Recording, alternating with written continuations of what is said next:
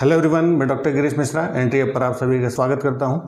हम लोग का आरआरबी एक्सप्रेस का चौथा दिन है। इस चौथे दिन में फिर से 40 सवालों के साथ मैं उपस्थित हुआ हूं। पिछले 3 दिनों से लगातार हम लोग चल रहे थे, डेली 40 सवाल आपको करा रहे थे और इन 40 सवालों के माध्यम से आपको आरआरबी के नैया को आपके पार कराने की कोशिश कर रहे हैं, जिसमें आपको बताया था कि डेली हम आपको प्रैक्टिस कराएंगे। प्रैक्टिस के साथ साथ आपके जो सवाल हैं, सवालों को सॉल्व करने की कोशिश करेंगे और क्वेश्चन सेशन जब खत्म होगा तो ग्रुप में आपके ये सारे क्वेश्चन शेयर करेंगे ताकि उसको देखें, उसका आप एनालिसिस करें और आने वाले एग्ज़ाम के लिए आप तैयार रहें। बिल्कुल। तो इस फिर से आज 40 सवालों के साथ मैं आपसे जुड़ा हूं। स्टार्ट करने से पहले जो लोग जुड़ चुके हैं कमेंट बॉक्स में कमेंट करते रहें। सभी जो लोग जुड़ चुके हैं उन सभी को गुड मॉर्निंग, और जो लोग अभी जुड़ने वाले हैं उनको भी जोड़िए, सेशन को लाइक कीजिए और ज़्यादा से ज़्यादा लोगों को शेयर कीजिए। जितने ज़्यादा लोग इसमें जुड़ेंगे उतना आपका कंपटीशन अच्छा होगा। कंपटीशन जितना अच्छा होगा तो फाइट करने में भी आपको मज़ा आएगा। तो कमेंट करते रहें, जो भी आपको सही आंसर लगता हो सही आंसर को आप कमेंट करें, हम आपको बताते चलेंगे कि आपका जवाब सही है गलत है। अभी शुरुआत में क्योंकि हम लोग का जो मेन फोकस है आपकी स्पीड पर है कि कैसे आप कम समय में सारे 40 क्वेश्चन को टैकल करें, डील करें, उनका आंसर आप दे पाएँ। फिर उसके बाद जब आप स्पीड आपकी ठीक ठाक हो जाएगी तब आपके क्वेश्चंस पर हम आपके आंसर पर रिस्पॉन्ड करते चलेंगे और आपके कमेंट्स को भी लेते चलेंगे। तो बाकी सारी बातों को भी साथ साथ आपको करते चलेंगे। जो वर्तमान में चीज़ें हो रही हैं उस पर भी हम लोग डिस्कस करेंगे। तो शुरुआत करते हैं आज का सेशन। आज के 40 सवालों में जो सबसे पहला सवाल है, पहला क्वेश्चन आपके सामने स्क्रीन पर दिखाई पड़ रहा है बगल में हमारे। इनमें से कौन सा इस ग्रुप में से संबंधित नहीं है, यानी बाकी तीनों में से अलग है? ए बुलंद दरवाज़ा, आगरा किला, गेटवे ऑफ इंडिया और जोधाबाई का महल। तो इन चारों में से कौन सा है जो बाकी ग्रुप से अलग है? तो इसका जवाब जिनको पता हो आप कमेंट बॉक्स में कमेंट करते चलिए। जो आपको लग रहा हो कि इन तीनों में अलग है, जिनमें कोई ऑड मैन आउट टाइप का सिस्टम लग रहा हो, कि इसमें जो आप देखिए बुलंद दरवाज़ा है, आगरा फोर्ट है, जोधाबाई का महल, ये तीनों आगरा में हैं। और जो गेटवे ऑफ इंडिया है, गेटवे ऑफ इंडिया आगरा में नहीं है। गेटवे ऑफ इंडिया कहाँ पर है? बॉम्बे में है, यानी मुंबई में है। तो इसका सही जवाब होगा सी, गेटवे ऑफ इंडिया। बाकी तीनों आगरा के हैं और गेटवे ऑफ इंडिया आगरा में नहीं है। ये गेटवे ऑफ इंडिया जब 1911 में ब्रिटेन के राजा थे जॉर्ज फिफ्थ का भारत आगमन हुआ था, तो उन्हीं की अगवानी के लिए इसको बनाया गया था 1911 में, गेटवे ऑफ इंडिया। चलिए अगला सवाल है क्वेश्चन नंबर 2 आपके सामने। किस वर्ष में भारत में एशियाई खेल हुए? इनमें से कौन से साल भारत में एशियाई खेल हुए थे? 1978, 1982, 1986 या 1990? तो आपको आंसर पता हो तो कमेंट बॉक्स में लिखते चलें। सारे लोग लिख रहे हैं। तो इसका जो सही जवाब हो कि पहली बार जो भारत में एशियन गेम्स हुए थे वो 9वां एशियाई खेल था, और जो 9वां एशियाई खेल हुआ था ये 1982 में हुआ था, 1982 दिल्ली। तो 1982 का 1982 दिल्ली एशियन गेम्स ये भारत में होने वाला एशियन गेम था। इन चारों में जो ऑप्शन दिया हुआ है 1978, 82, 86 या 90, तो इनमें सही जवाब है 1982, 1982। अगला सवाल आपके सामने क्वेश्चन नंबर 3, सवाल नंबर 3 आपके सामने है।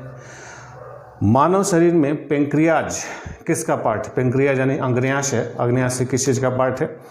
Urinary system, respiratory system, respiratory system का मतलब श्वसन तंत्र, डाइजेस्टिव सिस्टम यानी पाचन तंत्र, नर्वस सिस्टम यानी तंत्रिका तंत्र। तो इन चारों में से किसका भाग है पेंक्रियाज? तो ध्यान रखेंगे पेंक्रियाज जो है यानी अग्न्याशय जिसको कहा जाता है, ये अग्न्याशय ग्रंथि है, एक ग्लैंड है। ये इसमें से पेंक्रियाटिक जूस निकलता है और इसमें कई सारे एंजाइम्स होते हैं और ये हमारे पाचन की जो क्रिया है उस पाचन की क्रिया में सहायक होते हैं।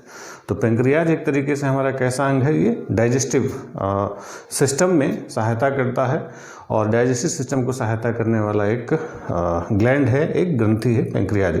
इसी पेंक्रियाज के बीटा सेल से इंसुलिन निकलती है। जो इंसुलिन आप सुनते हैं, इंसुलिन का श्रावण अगर सही ढंग से ना हो तो शुगर हो जाती है, तो वो भी पेंक्रियाज से यानी अग्न्याशय से होता है। चलिए अगला सवाल क्वेश्चन नंबर 4, 4 नंबर सवाल आपके सामने है। When the human body temperature rises by about 5.4 to 8 degree Fahrenheit above the normal body temperature, the condition is known as। यानी अगर किसी के मानव शरीर का जो तापमान है 5.4 से 8 डिग्री फ़ारेनहाइट अगर ज़्यादा हो जाता है नॉर्मल तापमान से, तो उस कंडीशन को क्या कहेंगे? वायरल फीवर हो गया है, हाइपोथर्मिया है, पेरिटिक है या हाइपरपायरेक्सिया है? तो इसका जो सही जवाब होगा कि अगर 5.4 से 8 डिग्री फ़ारेनहाइट अगर शरीर का तापमान ज़्यादा हो जाता है तो ये कंडीशन बहुत भयानक होती है, ये एक तरीके से जानलेवा कंडीशन हो जाती है। और ये हाई टेम्परेचर जो है ये एक तरीके की मेडिकल इमरजेंसी की सिचुएशन को दिखाती है और इस कंडीशन को कहा जाता है हाइपर पायरेक्सिया। तो हाइपर पायरेक्सिया इसका सही जवाब होगा, ठीक है। यानी ऑप्शन में अगर देखा जाए तो ऑप्शन नंबर डी इसका सही होगा, हाइपर पायरेक्सिया सही जवाब। ये बहुत खतरनाक स्थिति हो जाती। चलिए अगला सवाल है question number 5, IMO stands for, IMO का फुल फॉर्म क्या है? International monetary organisation, international metrological organisation, international maritime organisation या इंटरनेशनल मॉनेटरी ऑर्गेनाइजेशन। तो IMO जो है इंटरनेशनल, इसका सही जवाब जो तीसरा ऑप्शन दिया हुआ है सी, इंटरनेशनल मैरीटाइम ऑर्गेनाइजेशन। ये इंटरनेशनल मैरीटाइम ऑर्गेनाइजेशन जो है इसी को शॉर्टकट में IMO कहा जाता है। इसकी स्थापना 1948 में 1948 में जिनेवा में हुई थी। तो IMO को जो स्थापना कहाँ पर हुई थी? जिनेवा में 1948 इंटरनेशनल मैरीटाइम ऑर्गेनाइजेशन। अगला सवाल क्वेश्चन नंबर 6 आपके सामने है, इनमें से कौन सा नेशनल क्रॉप राष्ट्रीय फसल बीमा योजना है? इसमें कौन सी योजना है? राष्ट्रीय फसल बीमा योजना। PMSBY, PMJDY, PMFBY या PMJJBY, इनमें से कौन सी फसल बीमा है? Crop insurance scheme. तो इसमें जो फसल के लिए जो बीमा योजना है ये फरवरी 2016 में लॉन्च की गई थी, जिसका नाम था प्रधानमंत्री फसल बीमा योजना, PMFBY। तो इसका सही जवाब जो तीसरा ऑप्शन आपके सामने दिखाई दे रहा है, PMFBY, प्रधानमंत्री फसल बीमा योजना। ये एक बीमा योजना है जो फरवरी 2016 में इसको लॉन्च किया गया था। अगला सवाल है question number 7, the remote sensing lunar satellite Chandrayaan-1 was launched in.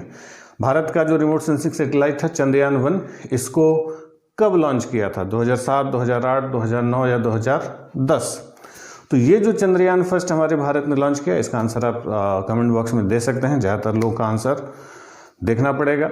इसका सही जवाब है कि इसको 22 अक्टूबर 2008 में लॉन्च किया गया था। ये सतीश धवन अंतरिक्ष केंद्र से लॉन्च किया गया था।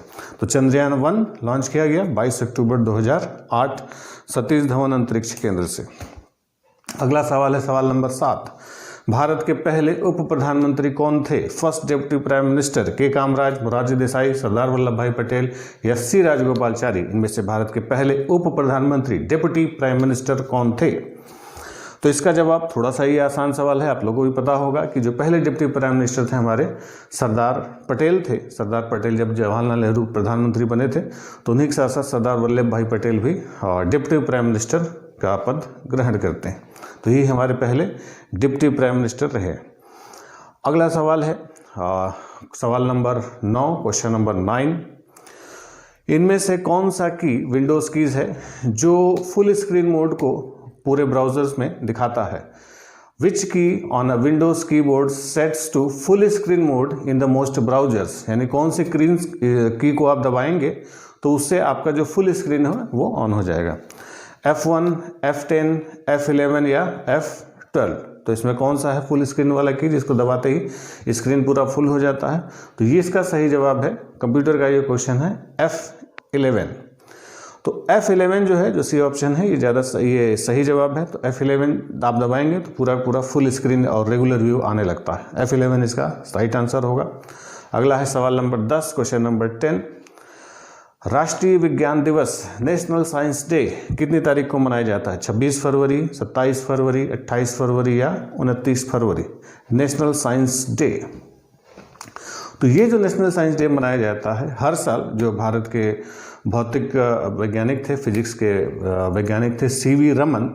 तो CV रमन ने इसी दिन में 1928 में रमन इफेक्ट की खोज की थी। तो जो रमन इफेक्ट की खोज की गई थी 1928 में, और वो दिन था 28 फरवरी। तो इसीलिए हर साल 28 फरवरी को हमारे यहाँ राष्ट्रीय विज्ञान दिवस मनाया जाता है। किस याद में? कि जब CV रमन ने 1928 में रमन इफेक्ट की खोज की थी। इसी बात के लिए CV रमन को 1930 में 1930 में नोबेल अवार्ड दिया गया था, नोबेल पुरस्कार दिया गया था।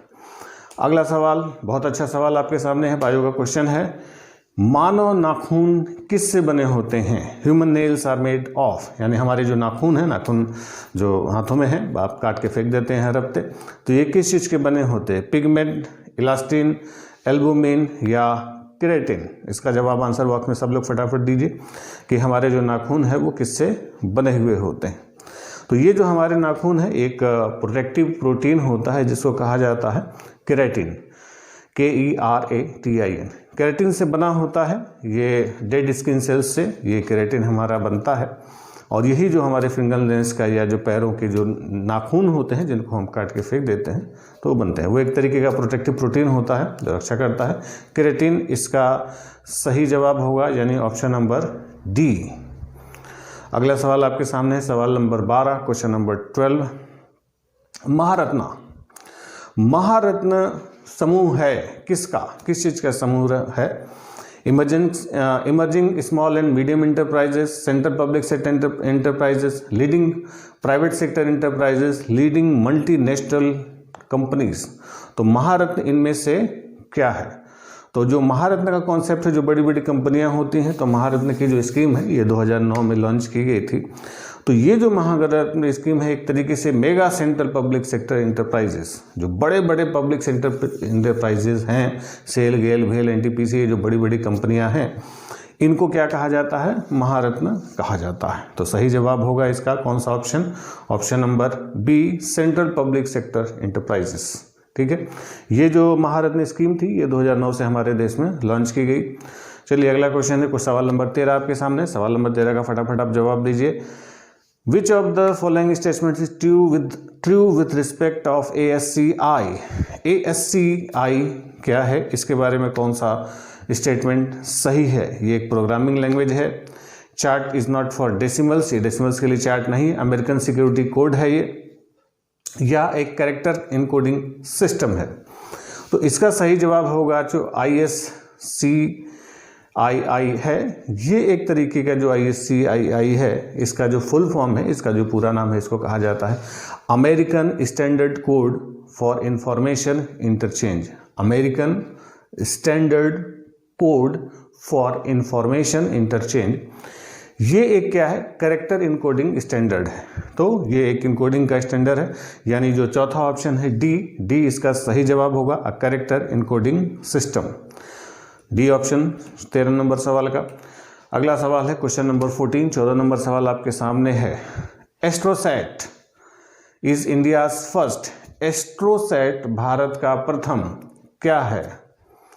रिमोट सेंसिंग सैटेलाइट है, या स्पेस ऑब्जर्वेटरी है, या कम्युनिकेशन सैटेलाइट? तो क्या है ये? तो एस्ट्रोसैट जो है ये भारत का पहला स्पेस ऑब्जर्वेटरी है। ये स्पेस ऑब्जर्वेटरी सितंबर 2025 में लॉन्च किया गया था सतीश धवन अंतरिक्ष केंद्र से। तो एस्ट्रोसैट क्या है? भारत का पहला space observatory. Option C is the right answer. जिन्होंने सी लिखा होगा उनके लिए आंसर सही होगा सी। अगला सवाल आपके सामने है question number 15 which of the following is not a bleaching agent. इनमें से कौन सा एक ब्लीचिंग एजेंट नहीं है? Sodium hypochlorite, calcium hypochlorite, hydrogen peroxide, hydrogen peroxide, या चौथा ऑप्शन है हाइड्रोजन सल्फाइड। इनमें से कौन सा ब्लीचिंग एजेंट नहीं है? तो ज़्यादातर जो ब्लीचिंग एजेंट्स हैं उनके नाम दिए गए हैं। इनमें से एक ऐसा है जो ब्लीचिंग एजेंट नहीं है। तो उसका जो सही जवाब है कि जो कौन सा ब्लीचिंग एजेंट नहीं है, तो सही जवाब है इसका D, hydrogen sulphide. Hydrogen sulphide एक ब्लीचिंग एजेंट नहीं है, यानी 15 का ऑप्शन होगा D is the right answer. 15 के बाद अगले पर आते हैं 16 नंबर सवाल। To conduct detail study into disease causing organism in livestock, जानवरों में होने वाली जो बीमारी है, biosafety laboratory has been set up in India. यानी भारत में बायोसेफ्टी लेबोरेटरी कहाँ पर स्थापित की गई है? लुधियाना, बेंगलुरु, आनंद या इलाहाबाद? कहाँ पर बायोसेफ्टी ये स्थापित किया गया है? Biosafety laboratory. तो ये जो बायोसेफ्टी लेबोरेटरी इस्टेब्लिश किया गया है पशुओं के लिए, जो लिवस्टॉक है हमारे पशुधन है, ये स्थापित किया गया है बेंगलोर में। बेंगलोर का अब नाम बेंगलुरु हो चुका है। तो इसका सही जवाब होगा बी ऑप्शन, बेंगलुरु। अगले सवाल पर आते हैं, सवाल नंबर 17। सचिन तेंदुलकर, बहुत दिनों बाद सचिन तेंदुलकर का नाम स्क्रीन पर आया है, आप लोग भी सुन रहे होंगे। सचिन के बारे में बचपन में हम लोग देखा करते थे क्रिकेट। सचिन का सवाल, Sachin Tendulkar made his test debut in 1989 at. Sachin Tendulkar ने अपने टेस्ट क्रिकेट का पहला मैच 1989 में खेला था। कहाँ पर? कराची पाकिस्तान, मुंबई इंडिया, कोलकाता इंडिया या मेलबोर्न इंडिया। यानी सचिन ने 1989 में जो अपना क्रिकेट करियर शुरू किया था वो कहाँ शुरू किया था? तो इसका सही जवाब है कि 1989 में पाकिस्तान के खिलाफ कराची में सचिन ने अपना पहला टेस्ट खेला था और उस समय सचिन की उम्र थी 16 साल 205 दिन। तो बहुत कम उम्र में, मात्र 16 साल में 16 साल 205 दिनों में, यानी 17वां उनका चल रहा था। ये टेस्ट मैच में उन्होंने पाकिस्तान के गेंदबाजों का सामना किया था। हालांकि उसमें केवल 15 रन बनाए थे, लेकिन बाद में धीरे धीरे फिर सचिन ने जो काम किया जो इतिहास आप सबके सामने है। तो सचिन का पहला टेस्ट पाकिस्तान के खिलाफ था कराची में। अगला सवाल आपके सामने है, क्वेश्चन नंबर 18। इनमें से कौन सा एक केंद्र शासित राज्य नहीं है? 18 नंबर सवाल, कौन सा एक केंद्र शासित राज्य नहीं है? थोड़ा जल्दी जवाब दीजिए, लेकिन सोच समझ के इसका जवाब दीजिए। पुदुचेरी, चंडीगढ़, लक्षद्वीप या सिक्किम? कौन सा एक यूनियन टेरिटरी नहीं है, केंद्र शासित राज्य नहीं है? तो इसका सही जवाब होगा ऑप्शन डी, सिक्किम। सिक्किम एक यूनियन टेरिटरी नहीं है। सिक्किम एक भारत का क्या है? पूर्ण राज्य है। सिक्किम जब भारत में विलय करता है अपना, तो सिक्किम का जो भारत में विलय हुआ था वो हुआ था 15 मई 1975। तो 15 मई 1975 को सिक्किम का भारत में विलय हुआ और ये भारत का उस समय 22वां राज्य बना था, 22nd स्टेट। ठीक है, चलिए, ये क्षेत्रफल में दूसरा सबसे छोटा राज्य है गोवा के पास। गोवा सबसे छोटा राज्य है क्षेत्रफल में, उसके बाद दूसरे नंबर पर सिक्किम आता है। और पॉपुलेशन के मामले में देखा जाए राज्यों में, तो सबसे कम जनसंख्या वाला यही राज्य है सिक्किम।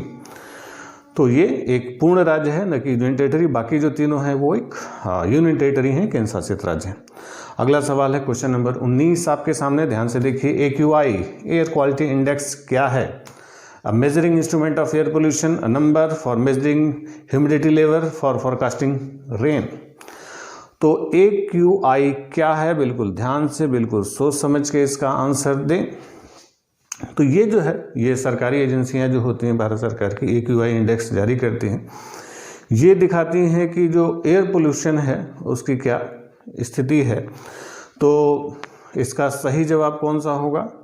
सही जवाब होगा A, a measuring instrument of air pollution A. इसी से वर्तमान समय में शहरों में बड़े बड़े बोर्डिंग होर्डिंग लगी रहती है, उसमें शहरों की AQI लिखी रहती है कि अभी एयर क्वालिटी इंडेक्स क्या है, उसके हिसाब से पोल्यूशन का पता चलता है। 19 का ए आंसर सही होगा। अगला सवाल है क्वेश्चन नंबर 20। इनमें से कौन सा अपने समूह से बिलोंग नहीं कर रहा है, यानी बाकी तीनों से अलग है? लक्षद्वीप, पुदुचेरी, निकोबार और अंडमान। अब इन चारों में से 3 एक जैसे हैं और एक बाकियों से अलग है। कौन सा है? ऑड मैन आउट आपको करना है। ध्यान से बिल्कुल देखें, अपने आप समझ में आ जाएगा। क्वेश्चन को बिल्कुल ध्यान से पढ़िए। कौन सा बाकी तीनों से बिल्कुल अलग है? लक्षद्वीप, पुदुचेरी, निकोबार और अंडमान। तो साफ साफ दिख रहा है कि जो लक्षद्वीप है, निकोबार है और अंडमान है, ये तीनों क्या है? आइलैंड है, द्वीप है। और जबकि पुदुचेरी द्वीप नहीं है, पुदुचेरी जमीन पर है। तो बाकी तीनों आइलैंड है और पुदुचेरी लैंड पर है। तो यानी इसका सही ऑप्शन होगा बी, पुदुचेरी।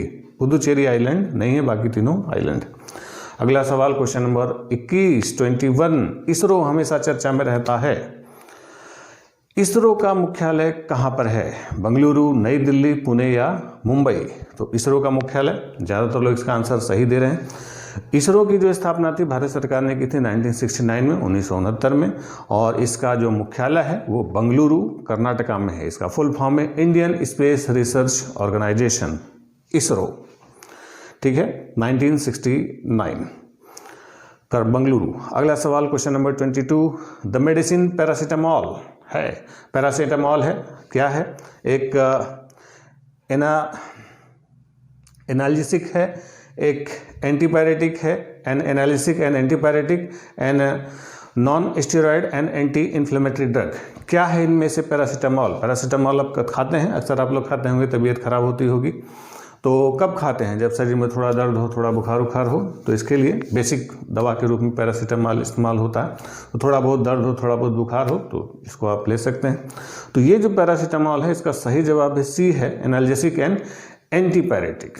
सी ऑप्शन है पैरासीटामॉल का, क्वेश्चन नंबर 22 सी। अगला सवाल है क्वेश्चन नंबर 23 खेलों से है। क्रिकेट वर्ल्ड कप 2023 किस देश में हो रहा है? इंडिया, पाकिस्तान, श्रीलंका या वेस्ट इंडीज? 2023 का क्रिकेट वर्ल्ड कप हो रहा है भारत में। ए ऑप्शन इसका सही होगा, भारत में 2023 का वर्ल्ड कप हो रहा है। अगले सवाल पर आते हैं, सवाल number 24 the percentage of nitrogen in the air is about. वायुमंडल में नाइट्रोजन कितने प्रतिशत है? हमारा जो वायुमंडल है पूरा पृथ्वी के आसपास, कितना परसेंट नाइट्रोजन है? 74%, 76%, 78% या 80%। तो ध्यान रखें, वायुमंडल में जो नाइट्रोजन की मात्रा है वो लगभग 78.09%, 78.08%, यानी 78% वाले ऑप्शन को आप सही कर सकते हैं, यानी ऑप्शन नंबर सी इसका राइट आंसर होगा, 78%। अगला सवाल है 25 नंबर सवाल, what is the noise level of normal conversation. साधारण बातचीत जो हम लोग करते हैं, नॉर्मल जो अपने रूम में अपने दोस्तों से, अपने परिवार वालों के साथ बातचीत करते हैं, तो वो कितने डेसिबल की बातचीत होती है? सवाल ये पूछा जा रहा है, 60 डेसिबल, 70 डेसिबल, 80 डेसिबल या 90 डेसिबल। तो साधारण जो हम लोग नॉर्मल लैंग्वेज में बातचीत करते हैं अपने फैमिली मेम्बर्स से, अपने आसपास, अपने रूम में, अपने दोस्तों के साथ, तो ये होता है अबाउट लगभग ये 60 डेसिबल की आवाज़ होती है, डेसिबल नहीं, डेसिबल होता है, डीबी डेसिबल कहा जाता है। तो इसका सही जवाब होगा ए 60 डीबी, 60 डेसिबल। ठीक है। और बहुत तेज हल्ला गुल्ला जब शोर शराबा करें, चिल्लाएं, तो फिर वो 90 से 95 डेसिबल होना शुरू हो जाता है। अगला सवाल है क्वेश्चन नंबर 26 आपके सामने, रुपीज़, जो रुपये का साइन होता है, तो रुपये का साइन, क्योंकि क्वेश्चन इंग्लिश में लिखा हुआ है, जो र लिख के बीच से क्रॉस होता है, ये है देवनागरी लिपि में, रोमन लिपि में, संस्कृत लिपि में, या a combination of Roman and Devanagari letters. तो रुपए का जो साइन आर र लिखते हैं, र बीच से क्रॉस कर से, ये एक क्या है? तो ध्यान रखेंगे, रुपए का जो सिंबल है ये एक लैटिन कैपिटल आर एस है, और देवनागरी लिपि र से लिया गया है। तो इसका सही जवाब होगा D, combination of Roman and Devanagari letters. अगला सवाल आता है 27, question number 27, eastern boundary of Kashmir is, Kashmir की पूर्वी सीमा पर क्या है? यानी कश्मीर जो जम्मू एंड कश्मीर है, तो कश्मीर के पूरब में, पूर्वी बाउंड्री पर, पूर्वी सीमा पर क्या है? एलओसी है, जम्मू है, पीओके है या लद्दाख है? तो जो कश्मीर है, कश्मीर की जो पूर्वी सीमा है, उस पूर्वी सीमा पर है डी, लद्दाख। लद्दाख उसके बिल्कुल पूर्व में है, पीओके कश्मीर के उत्तर में है, नॉर्थ में है। ठीक है। जे&के जम्मू भी जम्मू इसके साउथ में है। तो इसका सही जवाब होगा लद्दाख। अगला क्वेश्चन सवाल number 28, which of the following space based augmentation system. Space based augmentation system क्या है? इनसेट, गगन, जीसैट या सरल? ये भारत का ही है। तो जो स्पेस बेस्ड ऑगमेंटेशन सिस्टम है, ये हमारा है जो GPS aided geo augmented navigation है, गगन। तो गगन हमारा है, ये एक इसका सही जवाब है बी, गगन, GAGAN। अगला सवाल है सवाल नंबर 29, सेकुलरिज्म, पंथ निरपेक्षता है। पंथ निरपेक्षता का मतलब क्या होता है? बड़ा साधारण सा सवाल है, लेकिन कंफ्यूजिंग है। पढ़िए ध्यान से, चारों ऑप्शन ध्यान से पढ़िए, चारों ऑप्शन को ध्यान से पढ़ के कोई एक जवाब आप लगाइए, ए, बी या सी, डी में से। नॉन प्रैक्टिसिंग एनी रिलीजन, किसी धर्म का पालन नहीं करना। प्रैक्टिसिंग मल्टीपल रिलीजन, कई धर्मों का पालन करना। फ्रीडम टू ज्वाइन एनी सत्संग, किसी भी सत्संग को ज्वाइन करना। या freedom of religion and worship, पूजा और धर्म की स्वतंत्रता। तो इनमें से किस चीज को आप सेकुलरिज्म कहते हैं? तो इसका सही जवाब होगा, जो हमारा संविधान में जिस सेकुलरिज्म की व्याख्या की गई है, वो है option D, freedom of religion and worship, कि आपको धार्मिक स्वतंत्रता है और अपने पूजा पाठ की स्वतंत्रता है। इसी को कहा जाता है पंथ निरपेक्षता, सेकुलरिज्म। ठीक है। 29। अगला सवाल है सवाल नंबर 30, गंगा एक्शन प्लान जिसको भारत सरकार ने शुरू किया था, इसका लक्ष्य क्या था? A, streaming the flow of Ganga river, Ganga नदी के फ्लो को बढ़ावा देना। Reduction the pollution on Ganga, Ganga के प्रदूषण को कम करना। Efficient use of Ganga water for irrigation, यानी गंगा के जल का सिंचाई की में प्रभावी रूप से इस्तेमाल करना।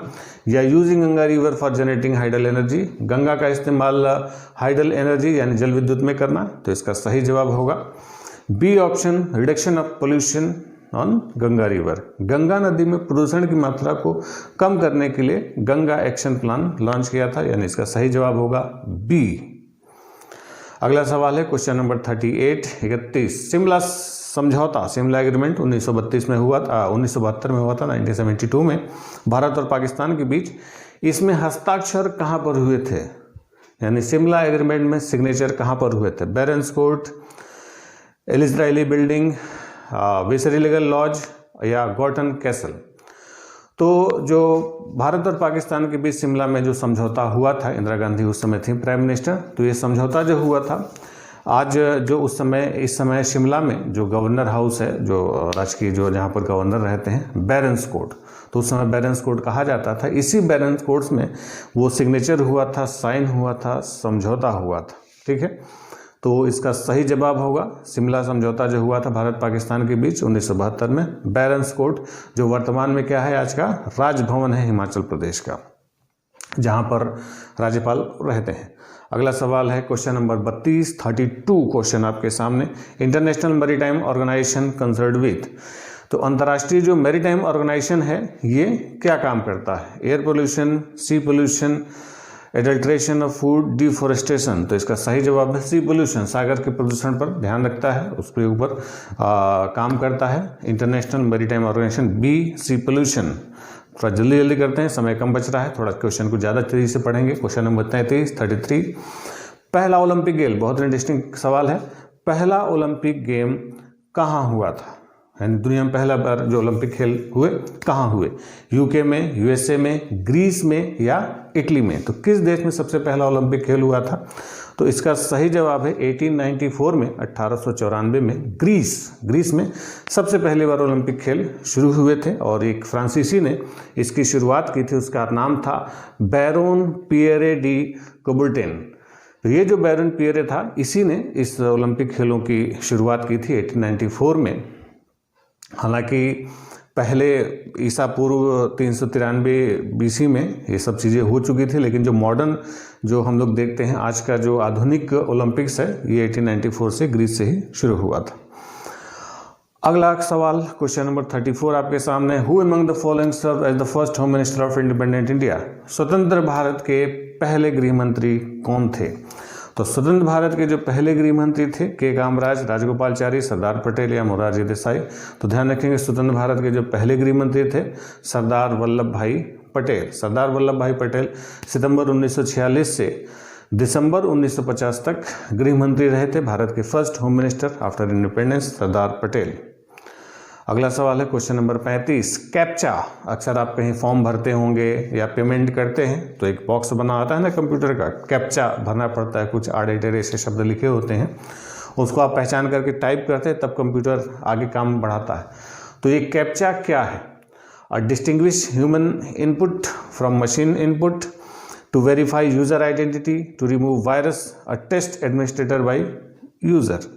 कैप्चा क्या होता है? तो इसका सही जवाब है पहला ऑप्शन जो लिखा हुआ है A, to distinguish human input from a machine input, कि इसमें ये मानव की पहचान करता है कि जो आंकड़ा जो डाटा भरा जा रहा है वो कोई कंप्यूटर नहीं, कोई मानव भर रहा है। ठीक है, इस कैप्चा का जो फुल फॉर्म होता है, कैप्चा जो हम लोग अक्सर पढ़ते हैं, तो इसको कहा जाता है कंप्लीटली ऑटोमेटेड पब्लिक, यानी completely automated public Turing test to sell computers and human apart, इसे कहा जाता है कैप्चा। ये कैप्चा सिस्टम की शुरुआत जो थी ये 2003 में हुई थी, 2003 में इसको शुरू किया गया था, और अब हर जगह कैप्चा हम लोग भर के चलते हैं, जब भी कोई फॉर्म भरते हैं या पेमेंट करते हैं तो अक्सर कैप्चा भरा जाता है। अगला है सवाल नंबर 36, इनमें से कौन सा कथन सत्य है? Water is the mixture of hydrogen and oxygen, जल हाइड्रोजन ऑक्सीजन का मिश्रण है। Water is the compound of nitrogen and oxygen, water is the compound of oxygen and hydrogen, water is an element. ये क्या है? इनमें से कौन सा स्टेटमेंट सही है? पानी के बारे में बिल्कुल ध्यान से पढ़ें। पानी जिसका केमिकल फार्मूला होता है H2O, तो पानी क्या है? एक मॉलिक्यूलर कंपाउंड है, यानी इसका सही जवाब है सी है, एक कंपाउंड है किसका? ऑक्सीजन और हाइड्रोजन का, H2O, सी इसका सही जवाब है। अगला सवाल आपके सामने है क्वेश्चन नंबर 37, इनमें से कौन सा एक सैटेलाइट सर्विस प्रोवाइडर है? सैटेलाइट सर्विस प्रोवाइडर इनमें से कौन सा है? यूथसेट है, इंटेलसेट है, ओशनसेट है या एस्ट्रोसेट है? इनमें से कौन सा सैटेलाइट सर्विस प्रोवाइडर है? तो इसका सही जवाब है बी, इंटेलसेट। इंटेलसेट एक सर्विस प्रोवाइडर है ठीक है, अगला सवाल आते हैं, सवाल नंबर 38 31। 1 रुपये और 2 रुपये के सिक्के किस चीज़ के बने होते हैं? फिर से सुनिए, 1 और 2 रुपये के सिक्के किस चीज़ के बने होते हैं? ऑप्शन आपके सामने है, ferritic stainless steel, silver and steel, cupronickel alloy steel and brass. बिल्कुल ध्यान से सोच समझ के इसका जवाब दीजिए, हालांकि समय बहुत कम बचा है। तो इसका सही जवाब होगा कि 1 और 2 रुपये का जो सिक्का होता है वो फेरिक स्टेनलेस स्टील का बना होता है, यानी ए ऑप्शन इसका सही होगा। ये इसलिए किया जाता है कि जो लागत है, कॉस्ट है, थोड़ी सी कम की जा सके, ये सस्ता होता है, ज़्यादा इसमें आयरन नहीं मिलाया जाता, क्योंकि लोहे की कीमत थोड़ी ज़्यादा हो जाती है तो फिर उसकी फेस वैल्यू पर असर पड़ता है। तो सही जवाब होगा ferritic stainless steel A. Second last question, question number 39 39। First women to become the chief minister of Indian state. किसी भारतीय राज्य की पहली महिला मुख्यमंत्री कौन थी? नंदिनी, सतपथी, मायावती, सुषमा स्वराज या सुचेता कृपलानी। तो भारत में पहली महिला मुख्यमंत्री जो रही वो थी सुचेता कृपलानी। डी ऑप्शन इसका सही होगा। सुचेता कृपलानी 1963 में उत्तर प्रदेश के मुख्यमंत्री बने थी, जो 1967 तक रही थी, यूपी की पहली। बाद में ये फिर लोकसभा से सांसद होती हैं गोंडा से। अगला सवाल है क्वेश्चन नंबर 40, लास्ट, बहुत इंटरेस्टिंग क्वेश्चन है। ओसामा बिन लादेन जो बहुत बड़ा आतंकवादी था, अमेरिका में बहुत बड़ी आतंकी घटनाएं उसने की, जिसमें वर्ल्ड ट्रेड सेंटर को उसने गिरा दिया था 2011 में 2011 में इसको अमेरिकियों ने मार डाला था। किस शहर में? क्वेटा, बिलाल, डेरा इस्माइल खान या मुल्तान? इसके आंसर फटाफट दीजिए, कौन इसका सही जवाब देता है? सबसे तेज और सबसे सही जवाब, तो जो सबसे तेज और इसका सही जवाब है, इसकी जो हत्या की गई थी अमेरिकियों ने एबोटाबाद में की थी, और ये जो एबोटाबाद है ये पड़ता है पाकिस्तान के बिलाल टाउन में, जो इस्लामाबाद के बिल्कुल पास है, ठीक है। तो इसका सही जवाब है बिलाल, बी 40 का B is the right answer, B सही जवाब है इसका, ठीक है। चलिए, तो ये थे आज के 40 सवाल। इन 40 सवालों के अभी आपका जो क्वेश्चन का ये फॉर्मेट है, ये सारा हम अपने ग्रुप्स में, जो भी हमारे व्हाट्सएप ग्रुप है उसमें हम शेयर कर देंगे। आप सभी लोग इससे जुड़िए और इसको फिर से एक बार लगाने की कोशिश कीजिए। ये क्वेश्चन आपको पूरी फुल स्पीड के साथ, पूरी गति के साथ आपको लगवाने का प्रयास किया गया है। गति इसीलिए बना के रखी गई है ताकि आप इस गति से जुड़ें और एग्ज़ाम में बिल्कुल परेशान ना हो। हम इतना आपको परेशान कर चुके होंगे 45 दिनों में कि एग्ज़ाम वालों को आपके लिए परेशान करने के लिए ज़्यादा कुछ बचेगा नहीं। आप बिल्कुल तैयार हो के जाएंगे, फटाफट क्वेश्चन आपके सामने आता जाए, आंसर आप लगाते चले जाएं, आगे बढ़ते चले जाइए। अब सारे एग्जाम ऑनलाइन हो रहे हैं तो बिल्कुल इसी तरीके से स्क्रीन पर आपके सवाल आएंगे, आपको आंसर लिखना होगा और आगे बढ़ते चले जाना होगा। तो बिल्कुल इसी तरीके से हमारे साथ इस प्रैक्टिस सेशन में जुड़े रहिए। लगातार 45 दिनों तक आपको इसी तरीके से प्रैक्टिस कराते चलेंगे। तो ये था हमारा जीएस का सेक्शन। इसके बाद खान सर अभी वेट कर रहे हैं आपका। इस सेशन खत्म होने के तुरंत बाद मैथ्स का सेक्शन स्टार्ट होगा, जिसको आप करेंगे। उसके बाद जीए का सेक्शन इसके पहले हुआ था, फिर आगे भी चलेगा शाम को। तो लगातार एंट्री ऐप आपके साथ जुड़ा हुआ है आपको आपके लक्ष्यों तक पहुंचाने में। तो हमारे साथ बने रहिए, इस सेशन को ज़्यादा से ज़्यादा लोगों तक शेयर कीजिए और कोई कन्फ्यूजन हो तो फिर से देखिए। तो मिलते हैं अगले सेक्शन में कल के दिन 5वें दिन फिर से 40 सवालों के साथ। Thank you.